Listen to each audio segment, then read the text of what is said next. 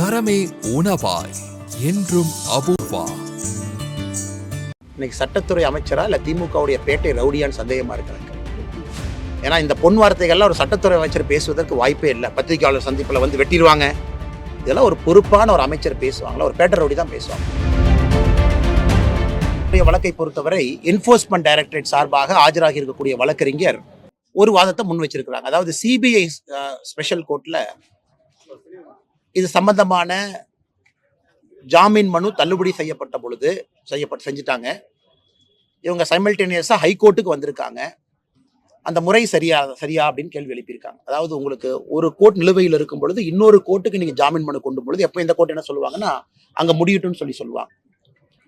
So அதன் அடிப்படையில் இந்த நீதிபதியும் சில கேள்விகள் எழுப்பியிருக்கிறாங்க. அப்படி இருக்கும் பொழுது எப்படி நீங்க ஃபைல் பண்ணீங்க, எப்படி உங்களால் ஃபைல் பண்ண முடிஞ்சதுன்னு கொஞ்சம் டெக்னிக்கலாக கேள்வி கேட்டிருக்காங்க. எனக்கு இது ஆச்சரியம் தான். ஏன்னா ஒரு மூத்த ஒரு நீதிபதி நான் வழக்கிலிருந்து விலகுவாக சொல்லுவது வேற ஏதாவது வெளியே இருந்து அழுத்தம் கொடுக்கப்பட்டிருக்குமா அப்படிங்கிறத சொல்ல வேண்டிய கட்டாயமும் கடமையும் எல்லோருக்குமே இருக்கு. ஏன்னா அந்த கேஸ் அப்படிப்பட்ட ஒரு கேஸ். ஆரம்பத்திலிருந்தே பார்த்தீங்கன்னா இதுல மர்ம முடிச்சுக்கள் ஒன்றொன்றும் அவிழும் பொழுது ரொம்ப வித்தியாசமா அவிழுது. இன்டர்நேஷனல் ட்ரக் கார்ட்டல், அதன் பிறகு தமிழ்நாடு டெக்ஸ்ட் புக் கார்பரேஷனுக்கு சப்ளை பண்ணக்கூடிய நிறுவனத்தோடு ஒரு பிசினஸ் லிங்க், அதன் பிறகு ஒரு ஜாமீன் வழக்கு. இது ஒன்றும் பெரிய வழக்கு. ஜாமீன் கேஸுக்கு ஒரு நீதிபதி தான் விலகுவதாக சொல்லியிருக்கிறாங்க. நீதிபதி கருத்தை பதிவு செய்யல. எதற்காக? நார்மலா கான்ஃபிளிக்ட் ஆஃப் இன்ட்ரெஸ்ட் இருக்கும், சொந்தக்காரங்களா இருப்பாங்க, அல்லது அந்த கேஸை இன்னொரு விதத்துல தீர்மானிச்சிருப்பாங்க. ஆனால் இன்னைக்கு தமிழக மக்கள் எல்லோரும் முற்று பார்ப்பது எதற்காக அப்படின்னு. இதற்கு வேகமாக நமக்கும் ஒரு விடை கிடைக்கும் என்கின்ற நம்பிக்கை எனக்கு இருக்கு. ஏன்னா டெக்னிக்கல் காரணமாக இது இருக்காது, வேற ஏதாவது காரணமாக இருக்கக்கூடுமா? ஏன்னா நான் ஒரு நீதிமன்றம் சொல்லும் பொழுது அதை நாம தலைவணங்கி ஏற்றுக்கொள்ள வேண்டும். அதே நேரத்தில் ஆளும் கட்சி சம்பந்தப்பட்ட ஒரு நபர், அந்த கிளாரிபிகேஷன் நமக்கு கிடைக்கணும் அப்படின்னு நான் எதிர்பார்க்கிறேன். அழுத்தம் அப்படின்றது எந்த மாதிரியான அழுத்தமா இருக்கும்? யார் தரப்புல இருந்து அழுத்தம் இருக்கும்? ஆனா அதுதான் நான் ஒரு ஓப்பன் எண்டட் கொஸ்டினா உங்களுக்கு வச்சிருக்காங்கண்ணா, பத்திரிகை நண்பர்களுக்கு ஓப்பன் எண்டட் கேள்வியா. ஏன்னா ஒரு தப்பான ஒரு ப்ராசஸை பயன்படுத்தி சைமல்டேனியஸா 2 இடத்துல பெட்டிஷனை போட பாக்குறாங்க. ஒருவேளை ஸ்பெஷல் கோர்ட்ல கிடைக்கலன்னா ஹைகோர்ட்ல கிடைக்குமா? அதை நீதிபதி கேள்வி எழுப்பியிருக்கிறாங்க, எப்படி நீங்க போட்டீங்க அப்படின்னு. அது இடியினுடைய கவுன்சில், அந்த லாயர் அவங்களும் கேள்வி எழுப்பியிருக்காங்க. ஆனால் இன்னைக்கு ஏற்கனவே சில திமுக சார்ந்த லாயர்ஸுக்கு சில நீதிபதிகள் காட்டமா இதுக்கு முன்னாடி பேசியிருக்காங்க. அது உங்களுக்கு தெரியும். நான் அந்த காணொலி காட்சியெல்லாம் பார்த்திருக்கேன். அவங்க ராஜ்யசபா எம்பியா சில பேர் இருக்காங்க. நீங்க நீதிமன்றத்தை you are taking for granted, இதை நான் ஒத்துக்க மாட்டேன் அப்படின்லாம் காரசாரமா வாக்குவாதம்லாம் நடந்திருக்கு. அதனால் நானும் உங்களை போல் கேட்பது, அவர்களாக சொல்லும் வரை எனக்கும் இது தெரியாது, உங்களுக்கும் தெரியாது, தமிழக மக்களுக்கும் தெரியாது. ஆனால் தெரியப்படுத்த வேண்டிய கடமையும் கட்டாயமும் இந்த வழக்குக்கு இருப்பதாக நான் பார்க்கிறேன். ஏற்கனவே இன்னொரு நீதிபதி தனக்கு ஜாமீன் கொடுக்க சொல்லி திமுகவை சார்ந்தவருக்கு, அவருக்கு திமுக ஜாமீன் கொடுக்க மறுப்பதாக சொல்லி அழுத்தம் நிறைய கொடுக்குறாங்க. எதுக்காக நீதிபதிகளை தனிப்பட்ட முறையில் அழுத்தம் கொடுக்குறாங்க? ஆனால் நம்ம நீதிமன்றத்தை பொறுத்தவரை நான் இதுக்குள்ள இழுக்க விரும்பலீங்கன்னா, நமக்கு தெரியாம ஒரு விஷயத்தை நான் சொன்னது தவறா போயிருங்கன்னா, நான் ஓப்பன் கோர்ட்ல சில நீதிபதிகள் சொன்ன கருத்தை நான் பதிவு செஞ்சிருக்கேன். ஒரு ராஜ்யசபா எம்பியாக இருக்கக்கூடிய திமுகவுடைய மூத்த வழக்கறிஞரை பார்த்து don't take the court for granted, don't take me for கிராண்டட்னு சொன்னாங்க. நான் அந்த வீடியோவை பார்த்தேன். ஆனால் இன்னைக்கு ஒரு நீதிபதிகள் முன்பு மரியாதை கொடுத்து நீதிக்கு முன்பு தலைவணங்கி நிற்க வேண்டிய கட்டாயம் நம்ம எல்லோருக்கும் இருக்கு. அதுதான் சிஸ்டம். ஆனா இன்னைக்கு சில இடத்துல இது வயலேட் ஆகுதா அப்படிங்கிற சந்தேகம் நமக்கு சில இடத்துல ஏற்படுது. அதனால் இதற்கு ஒரு விளக்கம் கிடைக்கும் வரை இதை நான் தனிப்பட்ட முறையில் இப்படி அப்படின்னு சொல்ல நான் விரும்பலீங்கன்னா, அதனால அதான் கடமையும் கட்டாயமும் இருக்குன்னு சொல்றேன். சம்பந்தப்பட்டவர்கள் இதுக்கு ஒரு கிளாரிபிகேஷன் கொடுக்கணும். அரசுக்கு தலைவலி கொடுப்பதற்காக முட்டுக்கட்டை போடுகிறார்கள். ஆளுநரை திரும்ப பெற வேண்டும்னு திருமாவளவன். சட்டசபையில கவர்னர் தன்னோட சொந்த கருத்தை பதிவு போடுவான்னு சொல்லி அப்பாவும் சொல்லியிருக்காரு. அண்ணா, சபாநாயகர் முதல்ல ஒரு கண்ணாடியா சபாநாயகர் அவர் பார்த்துக்கணும். இன்னைக்கு திமுகவுடைய அடிப்படை தொண்டனை விட திமுக கட்சிக்கு அதிகமா வேலை பார்க்கறது சபாநாயகர் தான், அப்பாவண்ணன் தான். ஏதாவது கேள்வியை மாத்தி கேளுங்க. அன்னைக்கு வேல்முருகன் கேட்கிறாரு, என் தொகுதிக்கு ஏன்பா கொஞ்சம் நீர்ப்பாசனமே வரலையே, கொஞ்சம் தண்ணி கொஞ்சம் கண்ணில் காட்டுங்க. உடனே அப்பாவண்ண தாவறதை பார்த்தீங்கன்னா திமுக அமைச்சர்களே சும்மா இருக்கிறாங்க. சபாநாயகர் தாவறாரு மேல, எப்படி அந்த கேள்வி கேட்கலாம்? அப்படிலாம் நீங்க பதில் சொல்லக்கூடாது. 19 எப்படி சொல்லுவீங்க? வரவே வராதுன்னு சொல்லக்கூடாது. அதே போல பாரதிய ஜனதா கட்சியினுடைய 4 எம்எல்ஏக்கள் கேள்வி எழுப்பினாலும் கூட அப்பாவண்ண அப்படியே மேல தாண்டுவார். அதனால இன்னைக்கு சபாநாயகர் அவர்கள் தன்னுடைய இருக்கைக்கு நடுநிலைமையா இருக்கணும். இருக்கிறாங்கிற கேள்வி நான் வைக்கிறேன். ஆட்சியினுடைய பாதி விஷயத்தை போய் பேசுறதே அவருதான். அந்த சட்டமன்றத்தை திமுக சார்பாக நடத்தி கொண்டு செல்வதே சபாநாயகர் அவர் தான், அப்பாவையா. அதனால கண்டிப்பா அப்பா ஐயா அவர்களுக்கு இதை பற்றி பேசுவதற்கு உரிமை இல்லையா நான் பாக்குறேன். உரிமை இருக்கு. ஆனா இந்த கேஸ்ல அவர் திமுக சார்பாக ஒருதலை பட்சமாக நடந்து கொள்ளும் பொழுது அது சபாநாயகர் கருத்தா இல்ல திமுகவினுடைய உறுப்பினர் அப்பாவு அவர்கள் கருத்தான்னு எனக்கு தெரியும். இரண்டாவது, அண்ணன் திருமாவளவன் அவர்களை பொறுத்தவரை நம்முடைய தமிழகத்தினுடைய மேதக ஆளுநர் RN ரவி அவங்க என்ன சொல்லியிருக்காங்க பாருங்க. சுப்ரீம் கோர்ட் கைட்லைன், இங்க பாருங்க UGC guideline, 4 member search committee, அதுல ஒரு UGC நாமினி இருக்கணும். நீங்க நாமினி போடாம நீங்க வைஸ் சான்சலர் செலக்ட் பண்ணீங்கன்னா அந்த வைஸ் சான்சலர் ப்ராசஸ்ல இருக்கிறவங்க கோர்ட்டுக்கு போய் ஸ்டே வாங்குவாங்க. அவர் சொல்வதிலே நியாயம் இருக்கத்தானே செய்யுது. உச்சநீதிமன்றத்தினுடைய தீர்ப்பும் UGC பல இடத்துல அவங்களுடைய வழிகாட்டுதலும் ஒரு UGC நாமினியை வெய்யுங்கன்னு சொன்ன பிறகு தமிழக அரசு ஒரு பிரஸ்டீஜ் இஷ்யூ எடுத்து நாங்க வைக்க மாட்டோம், கோவிச்செல்லினா நாங்க வைக்க மாட்டோங்கிறாங்க. அப்ப இதுல தேர்வு செய்யப்படாத ஒரு நபர் கோர்ட்டுக்கு போய் இந்த ப்ராசஸை ஸ்டாப் பண்ண முடியாதுன்னு என்ன நிச்சயம்? அதற்கு யாருமே பதில் சொல்ல. உச்சநீதிமன்றத்தை பத்தி யாரும் பேசல, UGC பத்தி பேசல. இவர்கள் ஆளுநருக்கும் தமிழகத்தினுடைய உயர்கல்வித்துறைக்கும் சண்டை போட்டுட்டு இருக்காங்க. இன்னைக்கு பிரச்சனை என்னங்கன்னா, இதனால 6 கல்விக்கூடங்கள் 6 பல்கலைக்கழகத்துல வைஸ் சான்சலர் இன்னைக்கு இல்லை. இந்த பஞ்சாயத்துல பாதிக்கப்படுறவங்க யாரு? மாணவர்கள். சிஸ்டம் இல்ல, கான்வகேஷன் பாதிக்கும். அதனால அன்பான வேண்டுகோள் தமிழக அரசுக்கு, உச்சநீதிமன்றத்தினுடைய நடைமுறையும் UGC நடைமுறை, உயர்கல்வி UGC கீழே இருக்கு. அது தமிழக அரசு ஒருதலை பட்சமாக இண்டிவிஜுவலா 100% உங்க கண்ட்ரோல் இல்ல. அது shared responsibility, shared power, concurrent லிஸ்ட்ல அது இருக்குதுங்க. அப்படி இருக்கும்பொழுது தமிழக அரசு தன்னிச்சையாக முடிவெடுப்பதற்கு எங்க அதிகாரம் யார் அவங்களுக்கு கொடுத்திருக்காங்க? அதை அமைச்சர் அவர்களோ முதலமைச்சர் அவர்களோ அண்ணன் திருமாவளவன் அவர்களோ பேசாம அவர்களும் இந்த குட்டைய குழப்பத்தான் பாக்குறாங்க. அதே வேளையில உயர்கல்வித்துறை அமைச்சர் கோவிச்செல்வன் என்ன சொல்லியிருக்காருன்னா, ஆளுநர் கல்வியில அரசியல் செய்யக்கூடாது அப்படின்ற ஒரு கருத்தையும் அண்ணா, கல்வியில இவங்க அரசியல் பண்றதுனாலதான் ஆளுநர் அவர் கருத்து சொல்றாரு. அதனால செல்லியன் அண்ணனுக்கு என்னுடைய அன்பான வேண்டுகோள் என்னன்னா, நீங்க அரசியல் பண்றீங்க கல்வியில, அதனாலதான் ஆளுநர் இன்டர்ஃபியர் பண்றாங்க. நீங்க அரசியல் பண்ணா ஆளுநரே இன்டர்ஃபியர் பண்றாரு. சர்ச் கமிட்டி போட்டு UGC நாமினி பணம் கொடுக்காம தமிழ்நாட்டில் வைஸ் சான்சலர் போஸ்ட் எப்படி இருந்துச்சுன்னு பல பேத்துக்கு தெரியும். மார்க்கெட்ல எவ்வளவு வேல்யூ வைஸ் சான்சலருக்கு பணம் கொடுத்ததுக்கு முன்னாடி எப்படி நடந்துச்சுன்னு தெரியும். அதுக்குள்ள நான் போக விரும்பலீங்க. ரவி அவர்கள் வந்த பிறகு இதற்கு முன்பு ஆளுநர் அவர்கள் எல்லாம் இதை கொஞ்சம் டைட் பண்ணி இன்னைக்கு இந்த ப்ராசஸ்ல ஒரு டிரான்ஸ்பரன்சியை நேர்மையை கொண்டு வந்திருக்காங்க. எங்கேயும் கூட ஆளுநர் தேர்வுல முறைகேடு இருக்குன்னு யாரும் சொல்லாத அளவுக்கு இது நடந்து கொண்டிருக்கு. அதனால ஆளுநர் எங்கன்னா அரசியல் பண்றாரு, எங்கன்னா அரசியல் அவரால புஷ் பண்ணாரா? நீங்க சொல்றதுதான் சர்ச் கமிட்டி கொடுக்கறது அவர் ஏத்துக்கிறாரு. சர்ச் கமிட்டியில மாநில அரசு உறுப்பினர் இருக்கிறீங்க, UGC நாமினி இருக்கிறீங்க. நீங்க 4 பேர் சேர்ந்து ஆளுநருக்கு ஃபைல் அனுப்புறீங்க. ஃபைல்ல முதல் யாருன்னு சொல்றீங்க, ஆளுநர் கையெழுத்து போட்டு ஏத்துக்கிறாரு. எங்கேயாவது ஆளுநர் வயலேட் பண்ணாராங்கன்னா? அப்படி இருக்கும் பொழுது அமைச்சர் அவர்கள் தான் அரசியல் செய்கின்றாரோ தவிர அரசியல் செய்யக்கூடிய அமைச்சரை சரியான திசையிலே ஆளுநர் அவர்கள் வழிநடத்துகின்றார்கள் என்றுதான் பொருள். இது ஆனா திருமாவளவன் சொல்லியிருக்காரு, சகோதரத்துவம் இருக்கும் மதத்தை பாராட்டுகிறோம், பிறப்பின் அடிப்படையில் சகோதரனாக ஏற்க மறுக்கும் மதத்தை எப்படி ஏற்க முடியும்? பிறப்பின் அடிப்படையில் அனைவரும் சமம்தான். பிறப்பின் அடிப்படையில ஜாதிகள் இல்லை. பிறப்பின் அடிப்படையில எல்லாரும் சம்மதம் தான். அதான் எல்லாருக்குமான கொள்கை. நாங்கள் சொல்வது, நீங்க ஒரு தீவிரவாதியை கொண்டாடுனீங்கன்னா நாங்க தவறுன்னு சொல்றோம். இஸ்லாம தவறுன்னு நாங்க சொல்ல, தீவிரவாதியை தவறுன்னு சொல்றோம். அதை எப்படி இவர் பிறப்பின் அடிப்படையில் இப்படி அப்படின்னு சொல்லலாம்? அதனால இன்னைக்கு அண்ணன் திருமாவளவன் அவர்கள் சொல்லட்டும். காங்கிரஸ் கட்சி கூட்டணியில் இருக்கார், திமுக கூட்டணியில் இருக்கார், பாரதிய ஜனதா கட்சி. அண்ணன் திருமாவளவன் அவர்கள் மனசாட்சி படி சொல்லட்டும். இவரே தான் 2012 பாராளுமன்றத்துல காங்கிரஸ் திமுகவை எதிர்த்து இவர் தான் சண்டை போட்டார். என்சிஆர்டி டெக்ஸ்ட் புக்ல ஒரு கார்ட்டூன் இருந்துச்சு. அந்த கார்ட்டூன் எப்படின்னா, நேரு அவர்கள் கையில சவுக்கு, அம்பேத்கர் ஐயா அந்த அரசியலமைப்பு சட்டத்தை செஞ்சுட்டு இருக்கிறாங்க. நேரு அவர்கள் சவுக்க வச்சு அம்பேத்கர் ஐயாவை அடிக்கிற மாதிரி ஒரு கார்ட்டூன். அதுல என்ன சொல்றாங்கன்னா, அம்பேத்கர் அரசியலமைப்பு சட்டத்தை ரொம்ப மெதுவா நத்தை வேகத்துல போனனால நேரு அவர்கள் சாட்டையை சொல்லட்டினார்னு என்சிஆர்டி டெக்ஸ்ட் புக்ல இருந்துச்சு.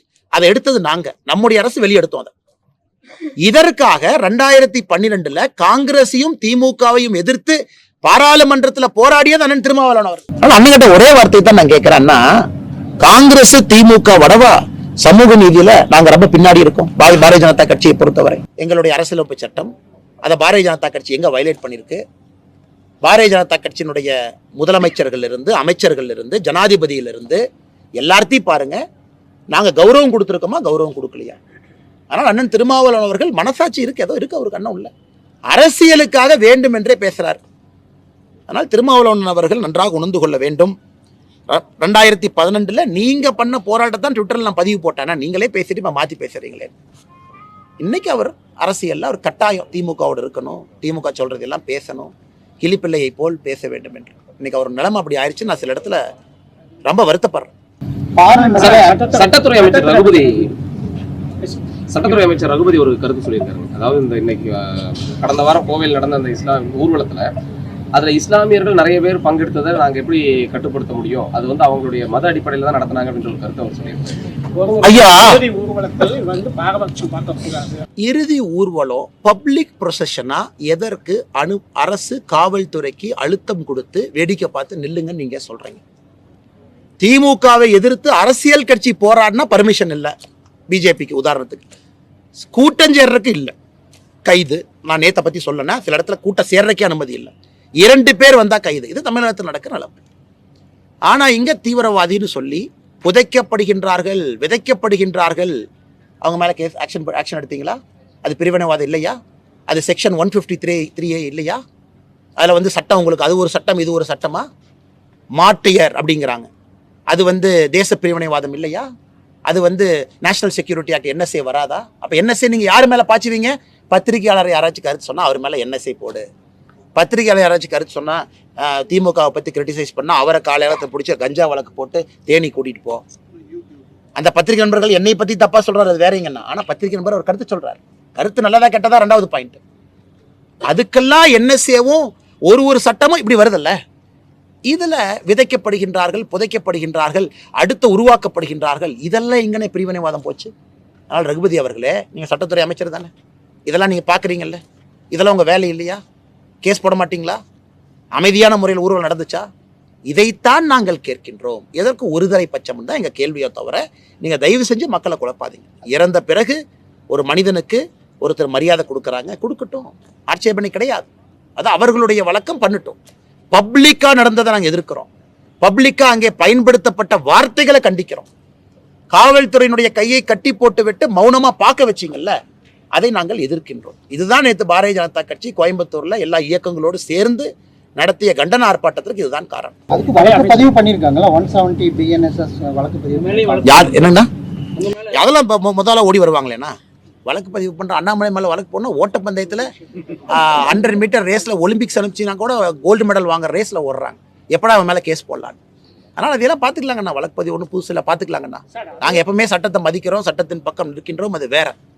நாங்க நேற்று பைக்கில் பேசுறதை நீங்க பாத்தீங்களே, ஒபே பண்ணி போனோம். இதான் ரூல். போலீஸ் ஐயா சொல்றீங்களா, ரைட். இந்த ரோட்டா ரைட், நிக்கணுமா நிக்கணும், வண்டியில் ஏறணுமா ஏறணும், மண்டபத்துக்கு போகணுமா போகணும், இந்த டைமுக்கு வர்றீங்களா விடுங்க.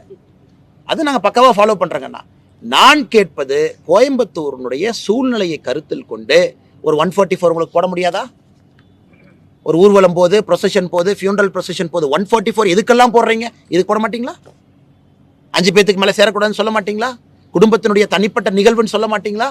இல்ல 100 பேர் தான் மேக்சிமம், 100 people வாங்க, நீங்க நாமினேட் பண்ணிட்டு வாங்க, அது சொல்ல மாட்டீங்களா? எதுக்கெல்லாம் 144 போடுறீங்க? இதுக்கு போட மாட்டாங்களா? ஆனால் இன்னைக்கு தைரியமா சில அமைப்புகள் மேல போய் கம்ப்ளைண்ட் கொடுக்குறாங்க கமிஷனர்கிட்ட. நான் ஏதோ பேசி மத கலவரத்தை உண்டு பண்ணிட்டேன். இன்னைக்கு தமிழக அரசியல்வாதியில எல்லா மதமும் சமம், எல்லாம் ஒன்னா இருப்போம் சொல்றது நான் தாங்க. அதனால மேல கேஸ் போன ஒரு குரூப் கிளம்பி இருக்கு. இந்த அலுவலர் சிரிக்கிறதான்னு தெரியல ஐயா. ஒரு சின்ன ஸ்டேட்மெண்ட் கொடுத்துருக்காரு சார். மத்திய அரசு திருந்தலைன்னா தமிழ்நாட்டு மக்கள் மத்திய அரசு திருத்த வேண்டிய அவசியம் வந்துவிடும். ஏன்னா பார்லிமெண்ட் கூட்டத்தொடரில் திமுகவுடைய விஷயம் எதுவும் காது கொடுத்து கேட்கல. மத்திய அரசு திருந்தலைன்னா தமிழக மக்கள் மத்திய அரசை திருத்த வேண்டி வரும் அப்படிங்கிறாங்க இல்லையாங்கண்ணா. இன்னைக்கு முதலமைச்சர் அப்பப்போ மறந்துடுறார். முதலமைச்சர் அவர்களை பொறுத்தவரை இன்னைக்கு அவர் கண்ணாடியில் போய் பார்க்கணும். தமிழக மக்கள் முதலமைச்சரை நாற்காலியிலிருந்து அகற்றுவதற்கு எல்லா வேலையும் ஆரம்பிச்சிட்டாங்க. திருநெல்வேலி கோர்ட்டில் வெளியே ஒருத்தனை வெட்டி கொள்ளுவாங்க. இதை சடுகுடு ஆடுற மாதிரி லாயரே போய் அவர் வண்டியை பிடிப்பாங்க, 2 லாயர் அக்யூஸ்டை பிடிச்சி போலீஸ்ட்டை கொடுப்பாங்க. இது திருநெல்வேலி. வெள்ளூரில் விட்டல்குமார் என்று பாரதிய ஜனதா கட்சியினுடைய தொண்டரை கொலை பண்ணுவாங்க. அக்யூஸ்ட் வந்து கோர்ட்டில் போய் 2 மணி நேரமாக வெயிட் பண்ணிட்டு இருக்கான். என்னடா சரண்டராக வந்தோம், போலீஸ் யாரையுமே காணாமேன்னு. இதெல்லாம் தமிழ்நாடு நடக்கிறது. அக்யூஸ்ட் அந்த சரவணபவன் ஹோட்டலில் போய் டீ சாப்பிட்ற மாதிரி அங்கங்கே போயிட்டு இருக்கான். இதெல்லாம் முதலமைச்சர் கண்ணுக்கு தெரியாதா? தமிழ்நாட்டில் சட்டம் ஒழுங்கு, லஞ்ச லாவண்யம் முதலமைச்சர் கண்ணுக்கு தெரியாதா? இன்னைக்கு பாராளுமன்றத்தில் இன்னைக்கு முதலமைச்சர் அவர்கள் நன்றாக புரிந்து கொள்ள வேண்டும். ஒரே நாடு ஒரே தேர்தல். எப்படி தமிழக மக்களுக்கு அது எதிரி? எப்படி அரசியலமைப்பு சட்டத்துக்கு எதிரி? அதனால எதை கொண்டு வந்தாலும் தமிழகத்துக்கு எதிரின்னு ஒரு கிளம்புறார். நாங்க முதலமைச்சர் அவர்கள் மாதிரி தெரியாம 2011 மீத்தேனு கையெழுத்து போறேன்னு சொல்ற குரூப் நாங்க இல்லைங்க, தெரியாம போட்டுட்டோம். எதை செய்தாலும் நேர்மையாக வெளிப்படையாக தமிழக மக்களுக்காக செய்து கொண்டிருக்கின்றோம். அதை முதலமைச்சர் அவர்களும் உணர்ந்து கொள்வார்கள் என்கின்ற நம்பிக்கை எனக்கு இருக்கு. இதே விஷயத்துல சம்பவம் நடந்து 2 மணி நேரத்துல குற்றவாளியை வந்து நாங்க கைது செய்திருக்கோம். சம்பவம் நடக்குது அப்படின்றதுக்காக சட்டம் ஒழுங்கு சரியில்லை அப்படின்றத ஏத்துக்க முடியாது. ஒரு பத்திரிகையாளர் சந்திப்புல கூட யாரோ ஒரு அருவாள்ல வந்து வெட்டிட்டீங்க அப்படின்னா அதை வந்து யாரையும் நான் தடுக்க முடியாதுன்ற மாதிரி ஒரு கருத்தை ரகுபதி சொல்லியிருக்காரு சட்டத்துறை அமைச்சர். இதை விட மோசமா ஒருத்தர் கருத்து சொல்லி நான் கேட்டதே இல்லைங்கண்ணா. பத்திரிகையாளர் சந்திப்புல யாராவது வந்து அருவாள் எடுத்து யாரை வெட்டணுமாங்கண்ணா? யாரை வேணாலும் நீங்க வெட்டிக்கலாம். அதை நாங்க எப்படி நாங்க இது பண்ண முடியும்? சம்பவம் நடந்ததுக்கு பிறகு நாங்க கண்டுபிடிக்கணுமா இல்லையா? ஒரு வாய் இருக்குன்னா ரகுபதி அவர்களுக்கு ஒரு கான்ஸ்டபிள் ட்ரைனிங் கிளாஸ்ல போய் உட்கார வச்சு செஷன் 1 ஃபர்ஸ்ட் 1 மணி நேரம் காவல்துறையினுடைய வேலை என்ன, அதுதான் அப்படிதான் ஆரம்பிப்பாங்க. Prevention of crime, detection of crime, இதுதான் first lecture, first class, first speech. கான்ஸ்டபிளுக்கு நம்ம சொல்லிக் கொடுப்போம், தம்பி உங்க வேலை என்னன்னா குற்றத்தை தடுப்பது, ப்ரிவென்ஷன் ஆஃப் கிரைம். 80% தான் அவங்க வேலை. நைட்டு பெட்ரோல் போகணும், அக்யூஸ்டை கண்காணிக்கணும், ரவுடி யார் ஜெயிலிருந்து வந்திருக்கான்னு பார்க்கணும், அவன் வீட்டுக்கு போய் செக் பண்ணணும், அவன் தொழில் எங்கே இருக்கான்னு பார்க்கணும், ரவுடி ரெஜிஸ்டர் ABC மெயின்டைன் பண்ணணும், மாதம் ரவுடி பரேட் நடத்தணும். இது ஃபர்ஸ்ட் வேலை. 20% டிடெக்ஷன் ஆஃப் கிரைம், குற்றம் நடந்ததுக்கு அப்புறம் போய் தூக்கிட்டு வா. அதனால் ரகுபதி அவர்களுக்கு அன்பான வேண்டுகோள், வண்டலூரில் நம்முடைய தமிழக அரசு போலீஸ் துறையினுடைய ட்ரைனிங் சென்டர் இருக்கு. கான்ஸ்டபிள் அவர்களோடு அமர்ந்து முதல் கிளாஸ் 1 மணி நேரம் உட்கார்ந்து கவனிச்சுட்டு வந்து இது போன்ற பொன்னான வார்த்தைகள்லாம் அவர் சொல்லட்டும், அதுக்கப்புறம் நான் பதில் சொல்றேன். பாஜகவினர் எப்போதுமே ஆயுதங்கள் வைத்திருப்பார்கள் எல்லாத்துக்குமே தெரியும் அப்படின்ற ஒரு கருத்தையே அவர் சொல்லியிருக்காரு. யாருங்கண்ணா? சட்டத்துறை அமைச்சர். அண்ணா, இன்னைக்கு சட்டத்துறை அமைச்சரா இல்ல திமுகவுடைய பேட்டை ரவுடியான்னு சந்தேகமா இருக்கு எனக்கு. ஏன்னா இந்த பொன் வார்த்தைகள்லாம் ஒரு சட்டத்துறை அமைச்சர் பேசுவதற்கு வாய்ப்பே இல்லை. பத்திரிகையாளர் சந்திப்பில் வந்து வெட்டிடுவாங்க, இதெல்லாம் ஒரு பொறுப்பான ஒரு அமைச்சர் பேசுவாங்களா? ஒரு பேட்டை ரவுடி தான் பேசுவாங்க. இப்போ வருவாங்க ரவுடி, இப்போ வந்து உன்னை வெட்டுவாங்க என்னை வெட்டுவாங்க, இது பேட்டை ரவுடி பேசுறது. ஒரு பொறுப்பான பத்திரிகையாளர்கள் இருக்கக்கூடிய இடத்துல இதெல்லாம் பேசக்கூடாதுங்கன்னா. 2வது, பாரதிய ஜனதா கட்சி எப்பவுமே ஆயுதம் வச்சிருப்பாங்க. எந்த பாரதிய ஜனதா கட்சி எந்த ஆயுதத்தை வச்சு என்ன பண்ணாங்க? இதில் நடந்திருப்பது, வேலூரில் நடந்திருப்பது, உங்களுடைய திமுக பஞ்சாயத்து தலைவரனுடைய டிரைவர் பையன் ஃபேமிலி வந்து வெட்டியிருக்காங்க, அவருடைய தூண்டுதல். அதான் கேஸே, இதான் கேஸே உங்கள் கட்சிக்காரன் மேலே தான். பஞ்சாயத்தில் இருக்கிற முறைகேடை விட்டல்குமார் எதிர்த்தாரு, நீங்கள் வந்து தலையில் ராட் அடித்து கொண்டுட்டீங்க, இதுதான் கேஸ். இதில் வெப்பன் வச்சிருந்தது யார்? வெப்பன் வச்சிருந்தது நீங்கள். ராடு வச்சிருந்தது யார்? திமுக. ஆனால் ரகுபதி அவர்களுக்கு இன்றைக்கி நான் சொன்ன கருத்தை நான் மாற்றிக்கிறேங்கன்னா, போலீஸ் ட்ரைனிங் இன்ஸ்டியூட்டுக்கு அனுப்பக்கூடாதுங்கன்னா, அவர் வந்து இந்த ரவுடிகள் பெரேட்லாம் நடக்குதுல்ல, அதை போய் சட்டத்துறை அமைச்சராக பார்க்க சொல்லணும். ரவுடிகள்லாம் எப்படி இருக்காங்க தமிழ்நாட்டில், ரவுடி பெரேட் நீங்களும் போய் கமிஷனரோட உட்காந்து சேர் போட்டு உட்காந்து ரவுடிகள் எப்படி பேசுகிறாங்கன்னு பாருங்கள்.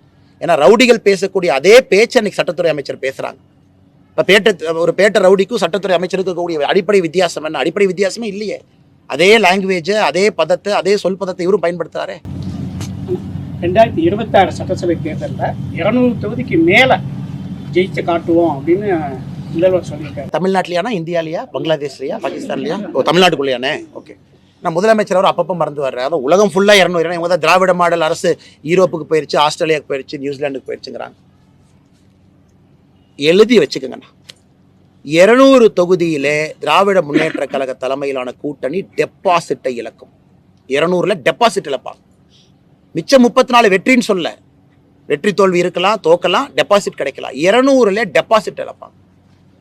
அந்த டெபாசிட் இழக்கிறவங்க தான் அப்படி பேசுவாங்க. எனக்கு வந்து 200 சொல்லிட்டாங்க, நான் ஈரோடு வந்து களத்தை பார்த்தேன், ஈரோட பார்த்தோன்னே 205ன்னு தோணுது. நாளைக்கு கோயம்புத்தூர் வரும்போது சொல்லுவார், நான் இப்போ 220 மாற்றிக்கிறேன். எனக்கு ஒரே வேண்டுகோள் முதலமைச்சருக்கு, ஐயா 234 தாண்டி போயிடாதீங்க, 234 தான் இருக்கு. அதாவது பேச்சுவாக்கில் 300 350 போயிடாதீங்க, 200க்குள்ளேயே சுத்திட்டு இருங்க. நன்றி. என்ன ஒரே தேர்தல் விஷயத்துல நாடாளுமன்றத்தில் சட்டம் நிறைவேற்றினால் நான் நீதிமன்றத்தை நாடுவேன்னு சொல்லி சுப்பிரமணிய சாமி சொல்லியிருக்காரு. பாஜக என்ன உங்களுக்கு ஒருத்தர் அண்ணே, சுப்பிரமணிய சாமி ஐயாவை பொறுத்தவரை நான் எப்பவுமே ஒரு வயதையும் அனுபவத்தையும் மதிக்கக்கூடிய ஒரு மனிதன். மோடி அவர்கள் மீது இருக்கக்கூடிய காழ்ப்புணர்ச்சி நாட்டுக்கு எதிரான காழ்ப்புணர்ச்சியாக மாறக்கூடாது என்பது ஐயா அவர்களுக்கு நான் வைக்கக்கூடிய அன்பான வேண்டும். உள்ளாட்சி தேர்தல் இப்போதைக்கு நடத்த முடியாதுன்னு சொல்லி வார்டு மறுவரைக்கு பிறகுதான் நடத்த முடியும் முதுகுளத்தூர்ல நேற்று வந்து வாரச்சந்தை ஏலம் நடந்தது. அந்த ஏலத்தை எடுக்கிறதுக்கு திமுக சண்டை, அடிதடி சண்டை நடந்தது. அண்ணே, எங்கன்னே சண்டை நடக்காம இருக்கு? நீங்க புதுசா ஒரு கேள்வி கேட்குறீங்க. கோட்டரை ஷேர் பண்றதுல இது, டாஸ்மார்க்ல சண்டை, முட்டையை பிரிக்கிற சண்டை. திருநெல்வேலி கோர்ட்ல சண்டை எதுக்குண்ணே? திருநெல்வேலி கோர்ட்ல வெட்டினாங்களே, என்ன கேஸ்னே அது? ஆட்டை திருடி ஒருத்தன் விற்கிறான், அதான் கேஸு. திருடி வித்ததுல எனக்கு பாதி காசு வரலின்னு 2 பேரும் சண்டை போட்டு வெட்டிக்கிறான். இதான் தமிழ்நாட்டில் கேஸு. அதனால திமுக காரங்க எல்லா இடத்துலையும் சண்டை போடுறாங்க. புதுசா இது இல்லைங்கன்னு சந்திப்போம். மன்னிச்சுங்க, நேரமாச்சு. நன்றிங்க. தேங்க்யூ. தரமே உணவாய் என்றும் அபூர்வா.